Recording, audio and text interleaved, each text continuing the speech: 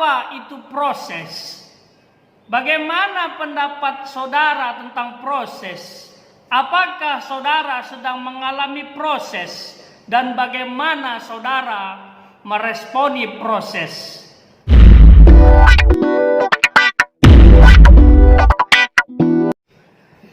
Shalom saudaraku yang dikasihi Tuhan. Kembali lagi bersama saya Ronald Tahe Sitepu dalam program Kohelet Modern Channel. Terima kasih sudah mengikuti program ini dan Tuhan yang memberkati saudara semua. Seperti di pendahuluan tadi, ke depan saya ingin membahas tentang proses lebih dalam, dan ini juga berkaitan dengan pengalaman hidup yang dimana Tuhan proses menjadi seperti ini, dan saya percaya proses ke depan lebih luar biasa lagi. Semakin hebat proses yang dialami biasanya membuat orang semakin tangguh, dan pastinya Tuhan sedang mempersiapkan dan menentukan sesuatu yang terbaik untuk setiap anak-anaknya yang mengalami proses. Dan proses yang saya bahas kali ini dan ke depan adalah proses di dalam Tuhan.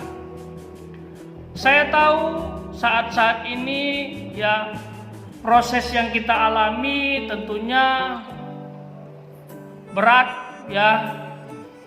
Di masa pandemi membuat orang banyak bergumul, khususnya berkaitan dengan pekerjaan.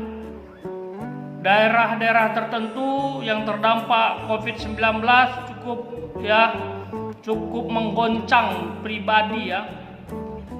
Di situ banyak orang yang kadang-kadang berpikir di manakah Tuhan. Dan orang bisa berpikir, apakah Tuhan tetap bersamaku? Apakah Tuhan tetap campur tangan? Apakah Tuhan tetap memberkati? Saya jawab iya, selama Anda mengandalkan Tuhan. Tetapi hal tersebut terjadi tidak serta-merta saat Anda meminta langsung ada. Karena Tuhan punya timing atau waktu. Bahkan saudara berdoa pun saat ini belum tentu langsung dikabulkan. Karena Tuhan juga punya 3 jenis jawaban doa. 1, ya, berarti langsung dikabulkan. Yang kedua, tunggu, mungkin belum waktunya. Yang ketiga, no, mungkin membahayakan dirimu atau bukan untuk kemuliaan nama Tuhan. Kedepan saya ingin kita belajar bersama-sama mengenai proses yang tentunya saya akan angkat dan gali dari kebenaran firman Tuhan. Banyak anak-anak Tuhan, bahkan para murid pun mengalami proses. Tapi tidak ada cerita proses membuat mereka jauh bahkan meninggalkan Tuhan. Kalaupun ada peluang untuk kembali, itu pasti terjadi.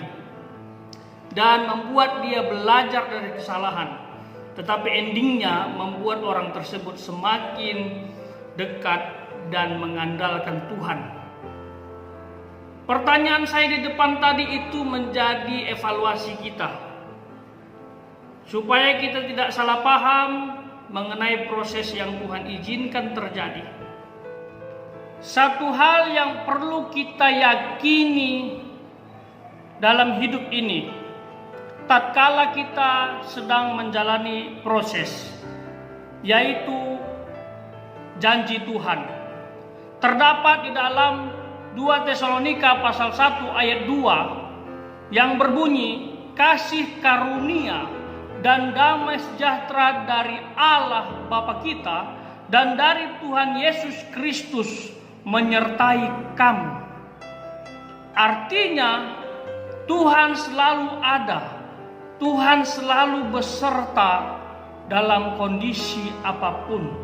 Kembali lagi ke pertanyaan tadi, tolong berikan tanggapan saudara ya di kolom komentar, supaya saya tahu opini kita semua, dan ke depan kita bisa bergerak membahas topik ini lebih dalam, dan tentunya kita mencari berkat Tuhan untuk menguatkan iman kita agar terus setia mengiring Tuhan, melayani Tuhan sekalipun mengalami proses.